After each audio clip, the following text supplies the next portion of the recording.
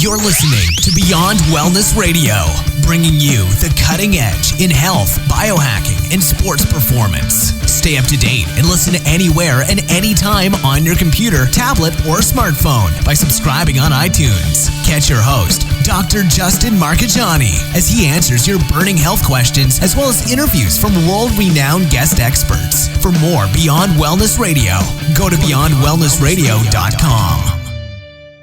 Hey there, it's Dr. Justin Marchegiani. Welcome to Beyond Wellness Radio. Feel free and head over to beyondwellnessradio.com where you can access our full podcast transcriptions. While you're there, you can also sign up for our thyroid and female hormone video series. This series goes into the root cause of why your hormones are out of balance.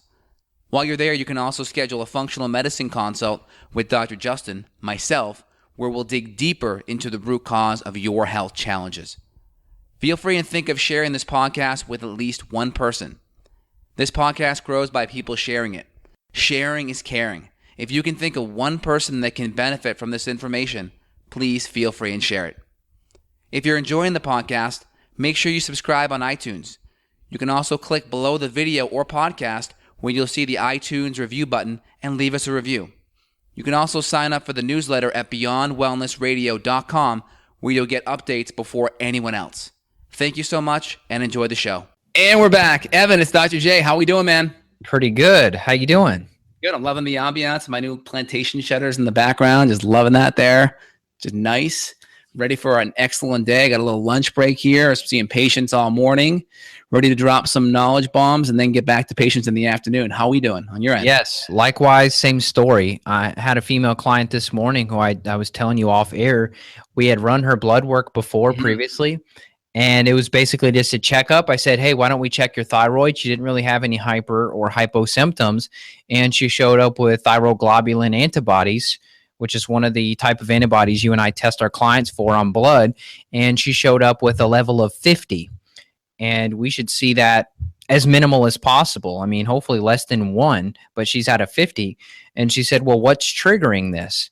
And we can go into that today, but I was hoping you and I could really outline a lot of different causes and triggers of Hashimoto's because it's so common in our females.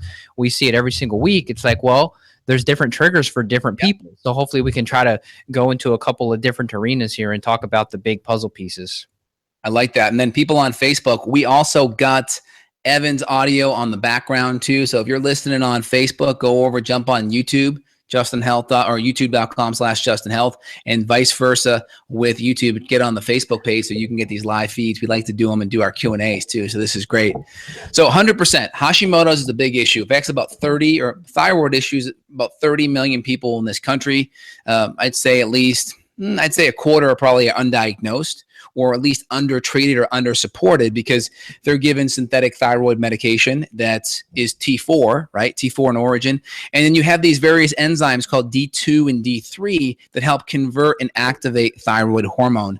And the problem is those enzymes, if you have Hashimoto's, there's a good chance those D2, D3, and even D1 enzymes are not working optimally. So then that conversion of T4 to T3, that inactive thyroid hormone to active T3, about 400% increase in the metabolic activity of T3 versus T4, those enzymes aren't there for the conversion. So that's a big issue, right? And not to mention, when you take a thyroid hormone, you're getting T4, right? But you're also getting T3, right? Triiodothyronine, which is your active thyroid hormone. You're getting T2, which isn't even tested, right? T2, diiodothyronine, is a metabolically active hormone, only measured in the research setting, so not even really talked about in conventional medicine. T1, T0, calcitonin, which is very helpful for calcium metabolism. So again, we're not getting that in our conventional thyroid medication. And the big thing is those D2, D3 enzymes that you're missing that T4 to T3 conversion with. So lots of people are being medicated with thyroid hormone, right? Synthroid, Levoxyl,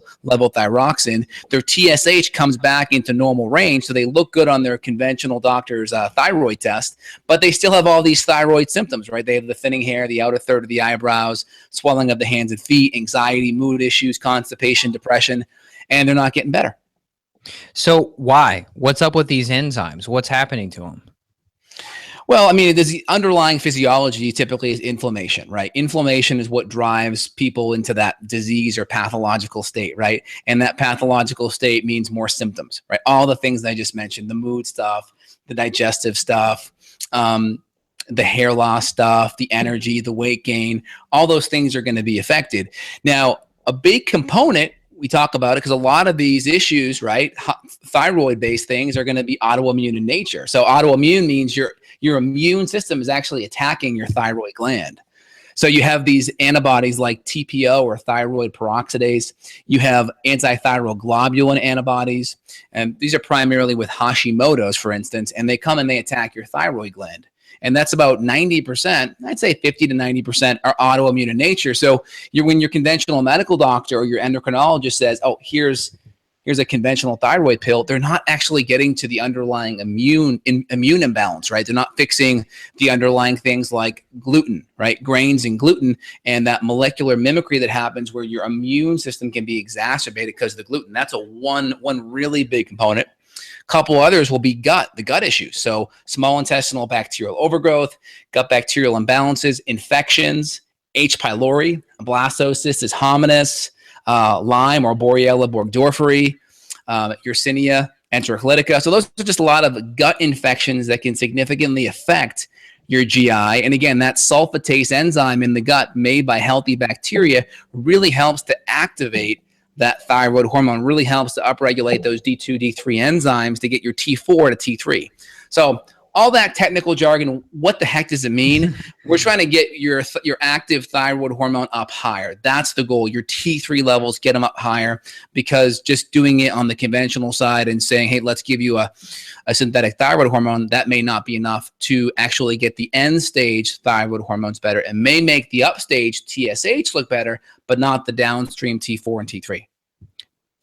Conventional like the National Institute of Health, they'll say that the Hashimoto's affects 1 to 2% of people in the United States. Do you agree 1 to 2%, or do you think it's much greater? So you're saying, repeat that question one more time for me. National Institute of Health. Are you hearing echo? Is that messing you up? No problem. I just got a comment here. Someone saying they're not hearing the audio on the YouTube side.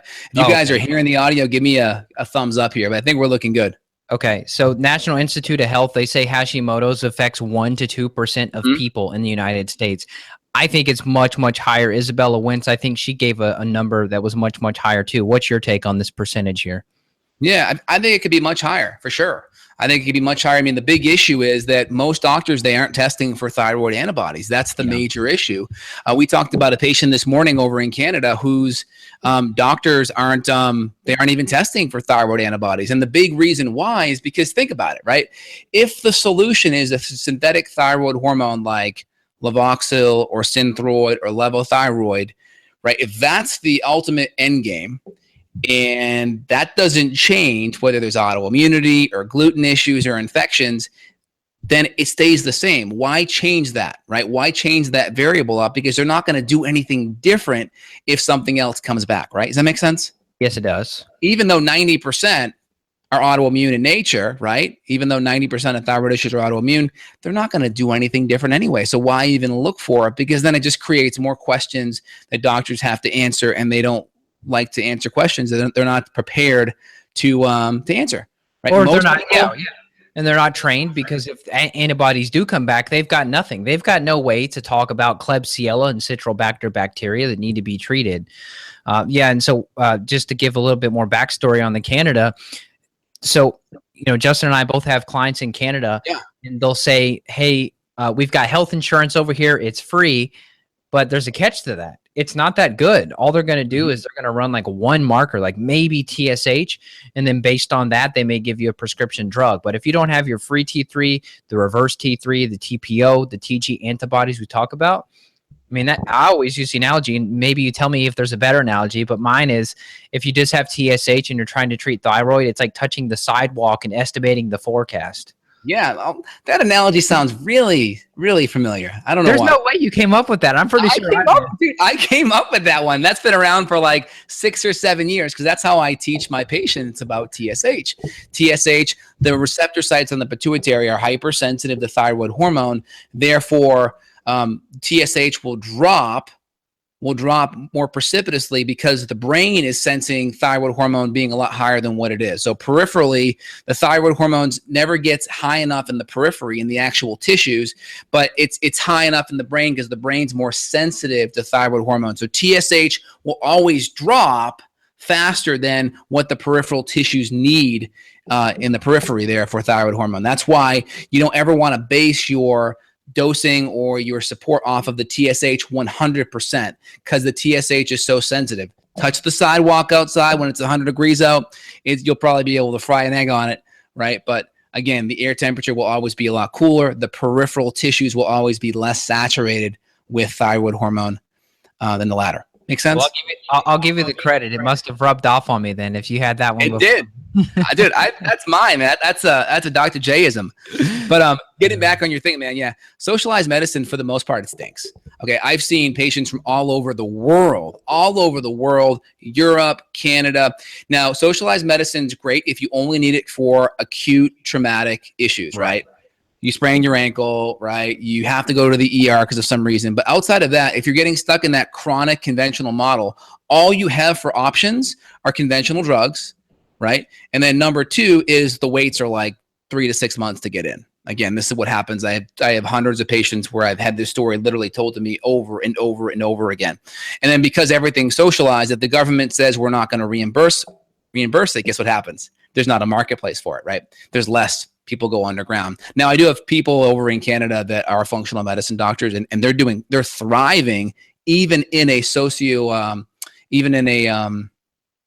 sociological medicine society there, right? Even with the socialized medicine society, because people aren't getting better, even though the medicine's free, they're still going and paying a lot of functional medicine doctors.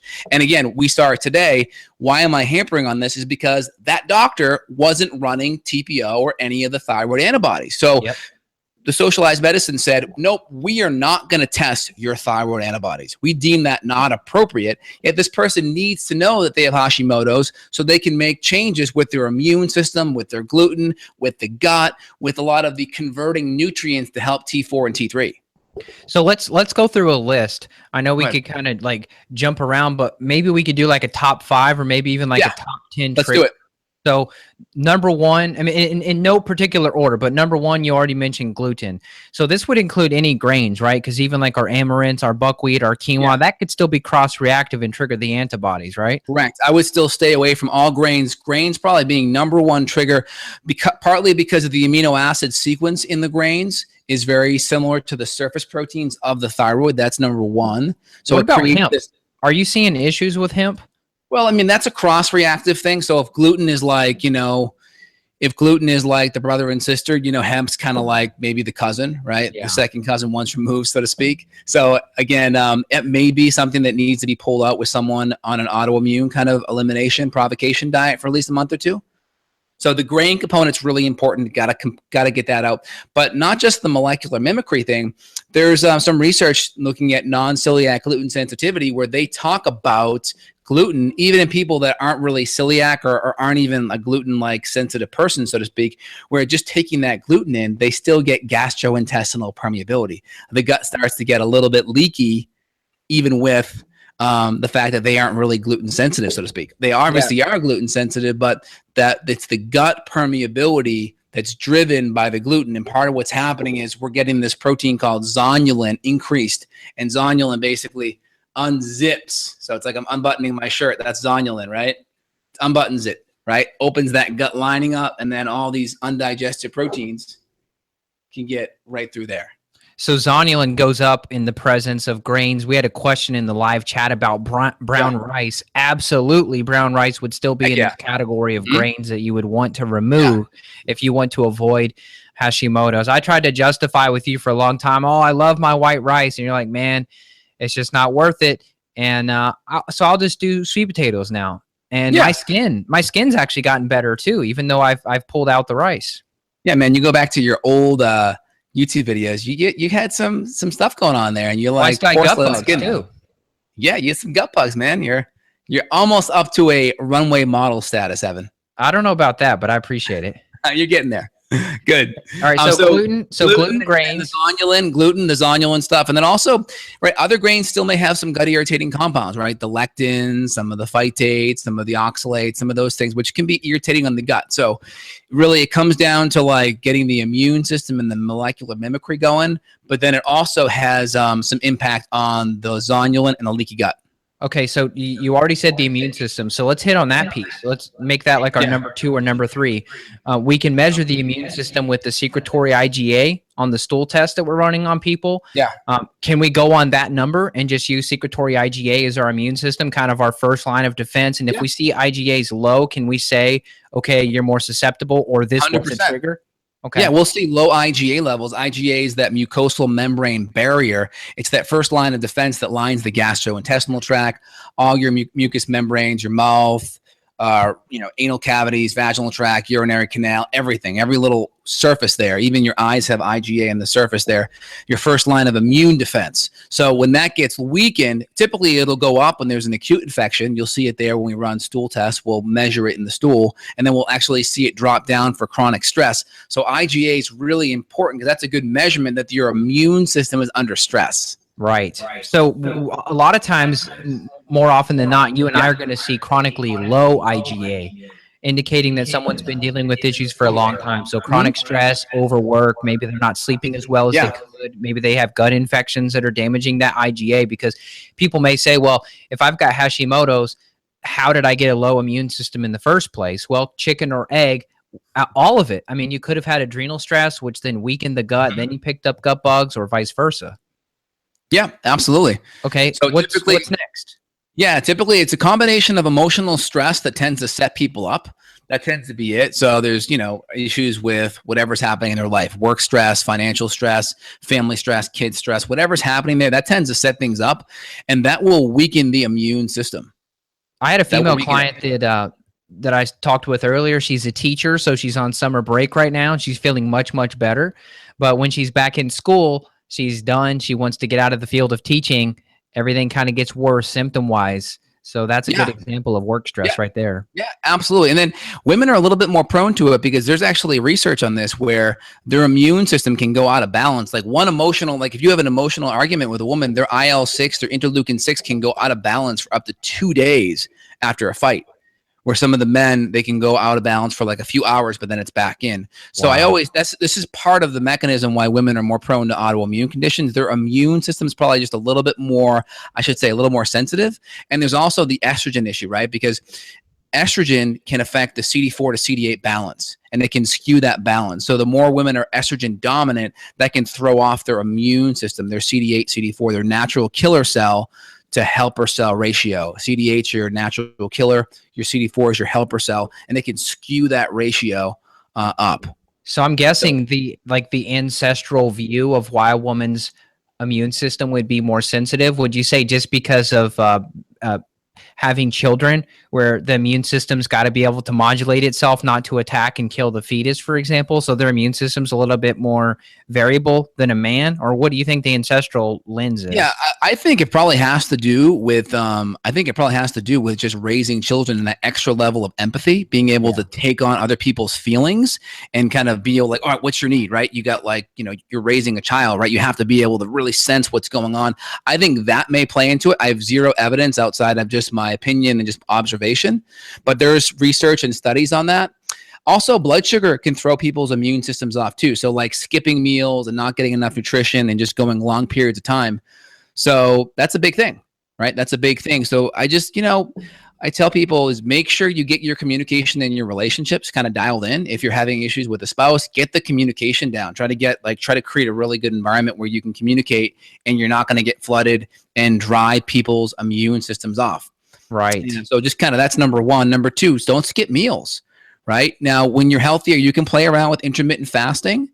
Okay, that's a good tool, but you got to get it dialed in where your hormones are good first and you're feeling good first, and then get that dialed in later on. Well, how about ketosis too? Like I chatted with Dr. Mercola, and he's like, he's like concerned that a lot of people are going into a ketogenic diet, but they're doing it for too long. So he's kind of a proponent of like 5 days on and then 2 days off, where he'll just go and eat potatoes and things like that and really kind of carb refeed. So how much of this thyroid epidemic and Hashimoto's, even kind of in the health space where you and I are working, these women coming to us that have triggered Hashimoto's, do you think ketogenic diet could be a trigger potentially? Well, I think ketogenic diets actually help a lot of people with Hashimoto's, especially ones that are insulin resistant, because insulin resistance can actually block thyroid conversion. So that's my issue is if you're insulin resistant, you may do really well with a ketogenic diet for a while, but then you may hit the wall. Yeah, so then the question is, when you hit the wall, that's where you may start gradually increasing your carbs up, maybe 10 grams a week. And maybe you do a couple of low carb days like keto days and then come out for 1 or 2 days on the higher carb side. But I think if you're coming into this being overweight with a waist circumference greater than 35 for a female, 40 for a male, there's probably some level of insulin resistance that a ketogenic diet will help reverse. But then you may have to refine or retune your carbohydrate thresholds afterwards. Okay. And that would always be based on adrenal health, and that would be based on maybe vitamin D status or gut infections, the presence of those. There's always more things. So when people find, ketogenic diet, it's like there's so many different variables out there in these other pieces of the puzzle. Yeah. I mean, Atkins was sniffing around the right area when he started talking about ketogenic diets in the 70s. The problem with Atkins is he didn't put enough qualifiers on it. I mean, okay, great. So I eat a whole bunch of meat. Now, is that going to be hormone antibiotic free, laden meat, or is it going to be organic grass-fed meat? Oh, Atkins says soy protein's okay. Aspartame Splenda is okay. Right? Not good. So protein quality is really important. So if you're going to do protein powders, collagen peptides, pea protein, like maybe some really good grass-fed whey protein, right? Choose really good protein sources if it's powder, or choose really healthy meat sources or really healthy fat sources. Lots of toxins are stored in the fat. So if you're eating diseased animals, you're not going to get a high quality of a meat product passed down to you from a nutrient perspective. Yep. Well said. Okay. So we hit the secretory IgA, we hit the zonulin, we hit the... Also, we'll talk about thyroid nodules too, right? Someone on Facebook here commented here. So thyroid nodules are just like these little abnormal tissue spots in the thyroid. They're typically going to be driven by autoimmunity, right? So Hashimoto's is going to be the major thing. Hashimoto's typically is an autoimmunity that is involving TPO antibodies and anti-thyroid globulin antibodies. Now, again, all autoimmunity for the most part will end in low thyroid. The difference is Graves' disease has a couple of antibodies that can jack up thyroid function and keep it up to the point where you may stroke or you may have an issue if left untreated. So we see that with TSI, or thyroid stimulating immunoglobulin, and also TSH receptor antibodies. So we just want to make sure it's under control. I've helped save many thyroid from going into a Graves or a thyroid storm state by using specific nutrients to help it, and also calming. With thyroid nodules, let's say someone has antibodies at that point, maybe we suggest they go get a thyroid ultrasound. They say, okay, hey, can you palpate? Like, would you suggest an ultrasound, or can you palpate and figure out whether you have nodules? Oh, great. So let's go into that. So how to palpate the thyroid is find the Adam's apple. So like mine's right here. Get a little closer to the mic just so people can hear good. Yeah, this is your Adam's apple right here, right? So I feel here, I go down about 1 centimeter and then out 1 centimeter. And, I would do it by standing behind myself if I could step out of my body, but I'd be here. And then I touch each side and I press it into the other. And I would have myself swallow water.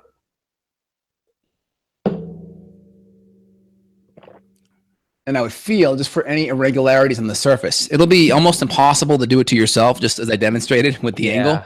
But you would stand from behind someone and you'd have just nice flat palms, and you just would go through the surface and you touch and you push, and you want to feel it come out on the other side. And basically you want to just feel a smooth surface, and you want it to not feel as inflamed and puffy. You have to feel a couple normal ones to know, but that'll give you a pretty good idea. So ultrasound sounds easier though. I mean, let's just say that you come back with nodules. What happens? Do you just play the waiting game? You just watch them, or how do you approach it? Yeah, I mean, it depends where you're at, right? There's always that increased chance of potential thyroid cancer, right? So it's good to get that screened because the increased risk, but it's not the first thing I worry about, because if you just do all the things that we tell you, I can't tell you how many patients whose nodules have just significantly reduced. significantly reduced. Yep. So I've seen that happen so many times. So, hey, just run it by your endo, see what they say, and then just let them know that you're going to do some things on the functional medicine side and come back and monitor it. You just want to make sure it's moving in the right direction. Now, some nodules can be caused by low iodine too, but again, we tend to get enough iodine.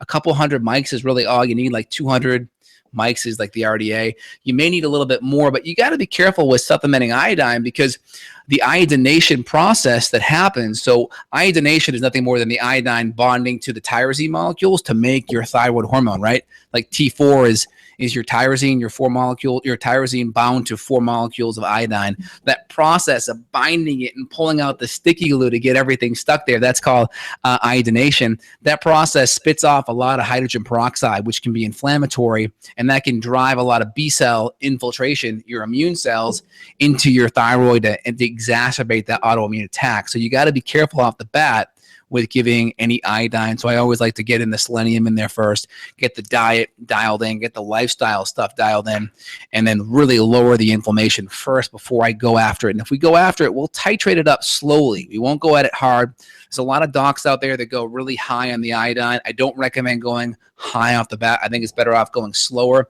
and work on the foundational stuff first. Yep. Love it. I was going to ask you a question about iodine. I forgot what it was. Darn, I lost my point. All right, well, let's keep moving on. What else comes to mind for triggers? Yeah, so we talked about the food stuff. We talked about blood sugar. We talked about emotional stress. That's still a big one, okay? Because emotional stress taps into your sympathetic nervous system, and your sympathetic nervous system wires right down to the adrenals, and that's pumping out cortisol, pumping out adrenaline, and your body will always sacrifice sex hormones for stress hormones. It's just the hardwired adaptation. Right? If you don't survive today, you're not going to have to worry about reproducing tomorrow, right? Yep. So that component. The gut component is very important. We talked about gut bacteria and how the healthy bacteria is really helpful with the sulfatase. Also, that's where we absorb nutrients, right? That's where we absorb a lot of our B vitamins, a lot of our minerals, a lot of our amino acids, right? Tyrosine's an amino acid that's part of making thyroid hormone.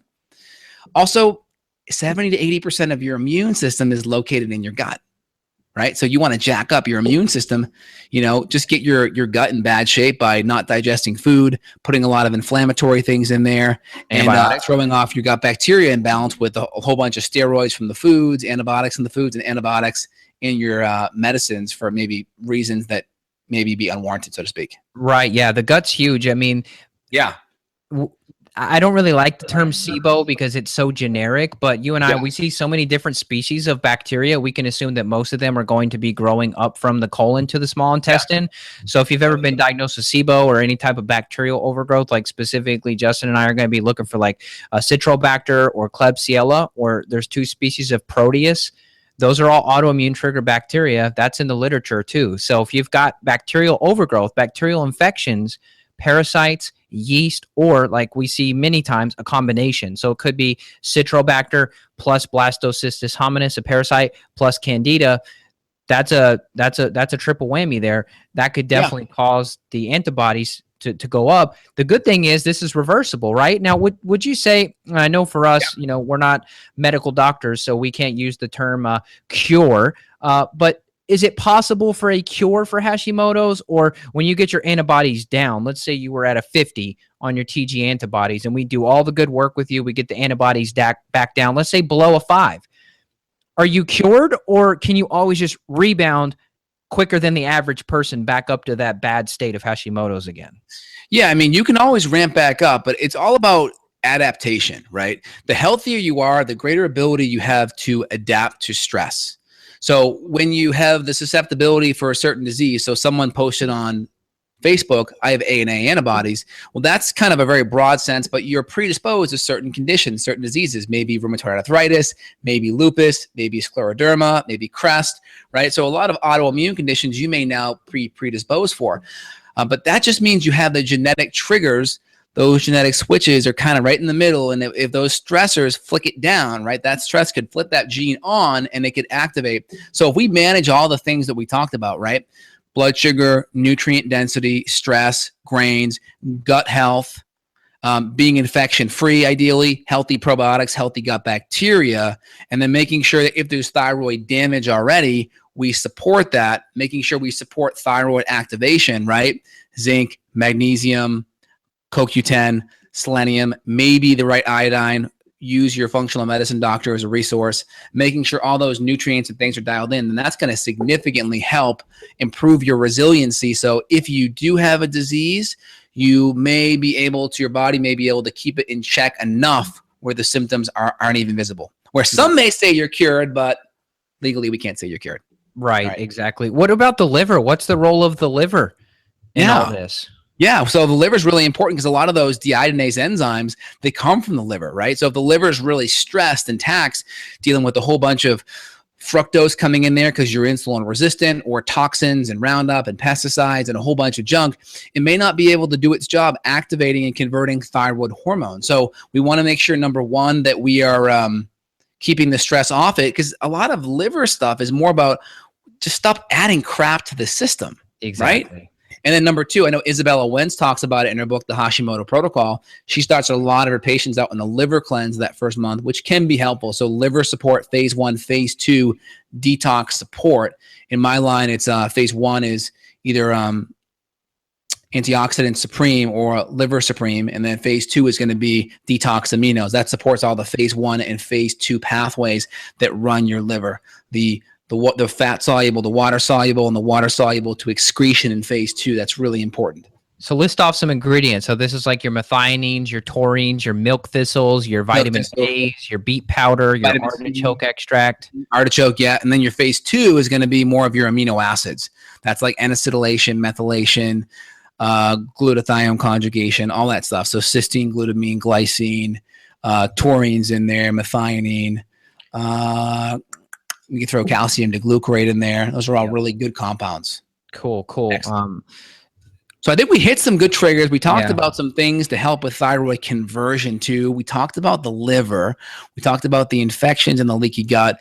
And then, the whole thing about gluten. Oh, by the way, I'll tell you off the air. All right. But hey, let me tell you something though. Before I'm going to mention two things. I believe we hit it already, but the adrenal piece, with cortisol stress, with adrenal problems, you can also impact the conversion of T4 to T3 hormone there. So you got to get your adrenals checked. Yes.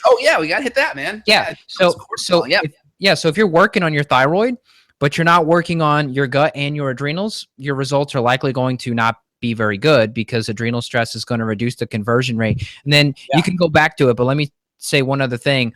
I had a client this morning. She was trying to justify eating gluten and grains and crackers and stuff like that because her food sensitivity test. That's exactly where I was going, man. You're reading my mind. All right. Her food sensitivity test said, I'm not sensitive to gluten. Yeah. And so she's still doing gluten. I said, throw your food sensitivity test away. Yeah. I mean, the big issue, right? Some of the non-celiac gluten sensitivity research, people that weren't even gluten sensitive, they had increased gut permeability. Say that again, just to make sure that it's like super clear for people. Yeah, people that weren't gluten sensitive, like they weren't like celiac, they weren't like having any gluten issues based on conventional standards. When they got exposed to gluten, they noticed some level of leaky gut, some level of permeability in the gut based on the study's objective criteria and diagnosis for it. So that means more leaky gut means more immunogenic compounds, undigested foods, LPS, casein, right? All these things, dysbiotic bacteria may get into that bloodstream, may start to cause some immune upregulation and get that immune system kind of pissed off, right? And then it may go out looking for that thyroid tissue, or maybe even the pancreas or other tissues, other autoimmune issues. Or even if it doesn't go straight to that, the gluten could still cause the leaky gut situation, which then sets you up. So when you go to sushi night, you could go pick up blasto or some other parasite, which then causes even more damage, which then leads to the antibody. So one way or another, you're setting yourself up. There's really just no justification for gluten in the diet. Yeah, exactly. And I won't give any press to the book that's out there right now. We've talked about it before. Oh, it's crap. But yeah, people say, oh, gluten, this and that, it may be okay. Not necessarily okay. I don't think it's something that people should be consuming. Some people may be able to handle it. Again, if you're going to consume gluten, you're better off doing it in sourdough form if you're going to do it. Or, if you are healthier, right, and you're on the right track, every now and then you want to do a little bit of white rice as a treat, as long as you're doing good, as long as you're on point, right? Then I think that's okay. Yeah, for sure. All right. Now, there was something else. I interrupted you. I hit the adrenal piece, and I had to talk about the food sensitivity testing and the lady trying to justify gluten. Yeah, that was it. I think we hit it. And I think just the adrenal imbalances, whether high cortisol or low. So chronic stress, low cortisol with a reverse cortisol rhythm, or acute stress, really high cortisol, both can affect your thyroid conversion and activation.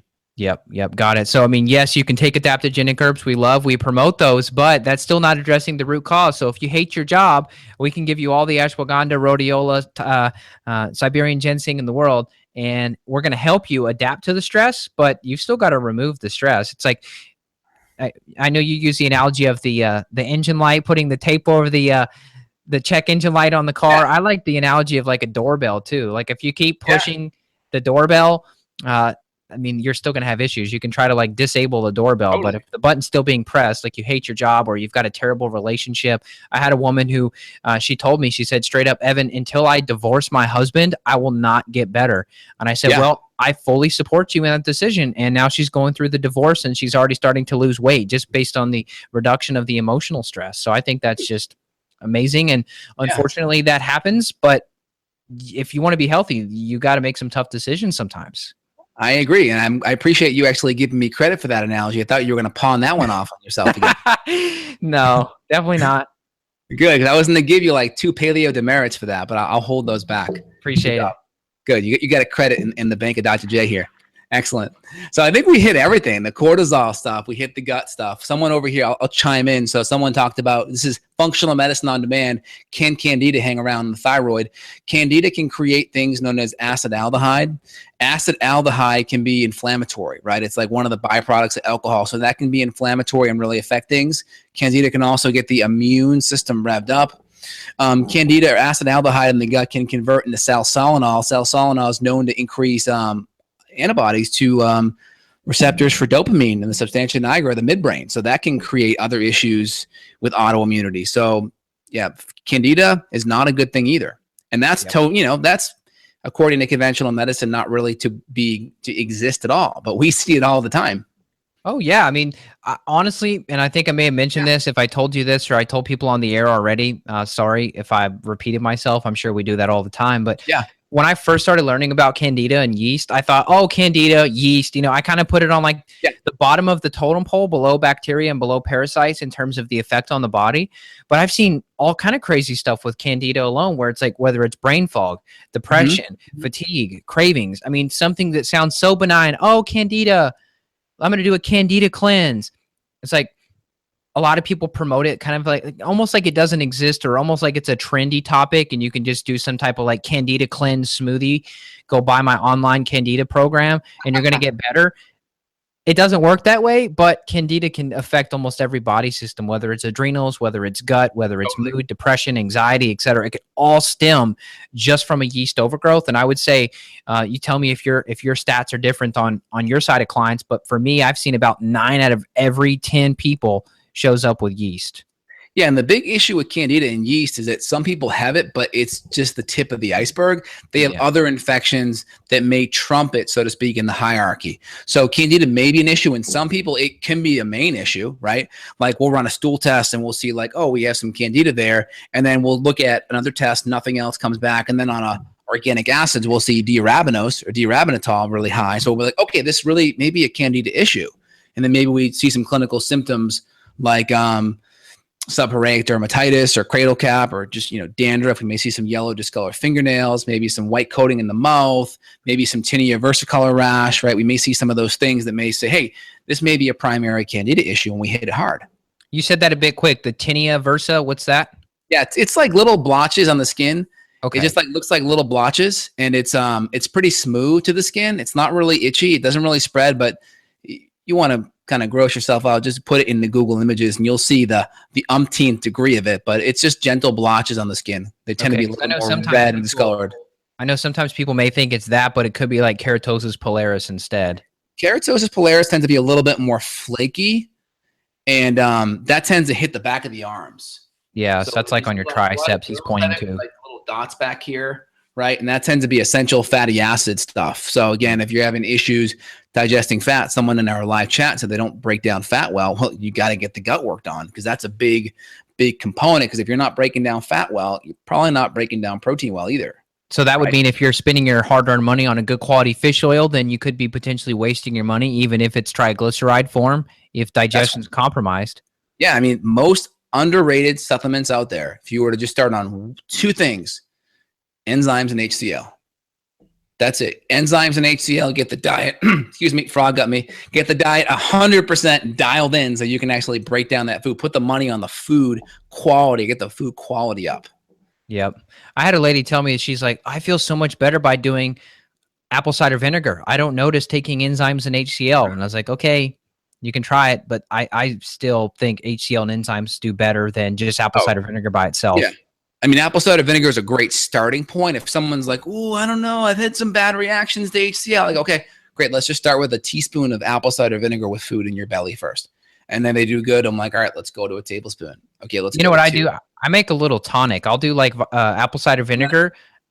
I recently got a lime or like a citrus squeezer. So I'll do like a lime or lemon and apple cider vinegar in there. And then sometimes I'll add like some vitamin C, or I'll add like that adrenal tincture I told you about. I'll add that tincture to it. And it's like a great little tonic.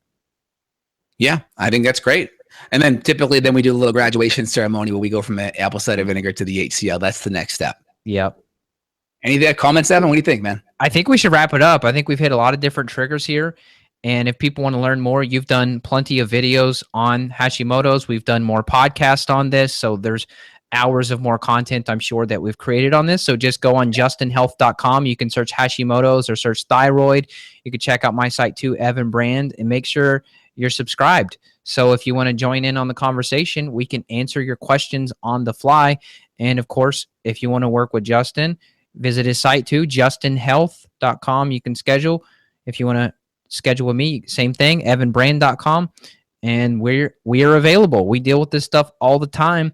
And don't take no for an answer. If somebody says, no, I'm not going to run these antibodies, then you leave. You fire them, because if you want to get to the root cause of your issue, you have to have the biomarkers. If you're guessing and checking, you're building up your supplement graveyard, you're not going to get better that way. You really got to get these numbers on a piece of paper first, because you've got to be able to track them. And we have to be able to see, okay, look, once we did this, we fixed your gut. We got the adrenal supported. Look at the antibodies. Drop. And then eventually, hey, maybe you don't have a thyroid problem anymore. And it's totally possible. We do it all the time. Awesome. So here's the sequence. Ready?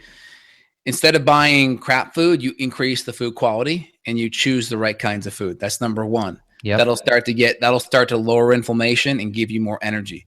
As you start having more energy, you can start cutting the emotional stress out of your life. If you have issues with your spouse, work on it with your spouse. Get a book on communication. Get things fixed with your kids. Do your best to fix things at work. Whatever other stressors. All dealing with emotional stress takes energy. So most people that have a lot of emotional stress, typically they don't have the energy to deal with it. So get the energy up by just getting the food right. Then you can start to deal with the emotional stress. And then once that's kind of dialed in, you can start adding in some supplements to fast track it. First set is going to be digestive support. And then after that, you really want to work with a functional medicine doc to get everything else dialed in. But work on the foundational stuff first. And then make sure while you're doing all that, you're not causing yourself to spin around on a rabbit wheel while you're doing excessive exercise, too much CrossFit, just so you're getting drained with that. And then if you can combine in the good sleep and the good hydration, now you're set. So now when you go see a functional medicine doc, it's like, boom, you hit the ground running. Oh man, we could have done a whole podcast just on CrossFit and thyroid issues. So maybe for a future date. But yeah, over exercise. I had a lady last week. She said she exercises CrossFit 6 or 7 times a week.